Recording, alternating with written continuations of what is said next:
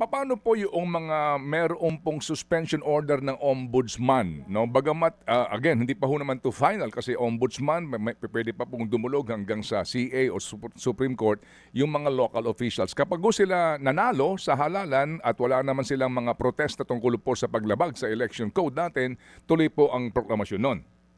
Opo, Sir Ted, wala pong effect sa amin ang suspension ng naigawad po ng Office of the Ombudsman as far as yung kalagayan ng kandidato ay concerned. Kaya lang po, ang recently naging issue, Sir Ted, paano kung ano bang klase ang suspension na dapat ihingi sa amin ng exemption. Sa lahat po kasi ngayon sa pamahalaan, Sir Ted, wala pong personnel movement lalo ng suspension na gagawad nang hindi humihingi ng karampatang pagsang-ayon ang Commission ng Elections. Ito po ang liliwanagin natin.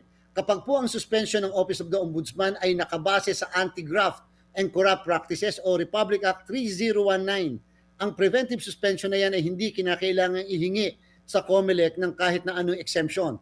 Subalit, kung ang suspension po ay walang relasyon sa 3019, kung hindi halimbawa ethical standard for government officials and employees, o kaya naman administrative case na na-file sa Office of the Ombudsman, yan po, Sir Ted, base sa patakaran, ay kinakailangan ihingi na exemption sa Commission on Elections.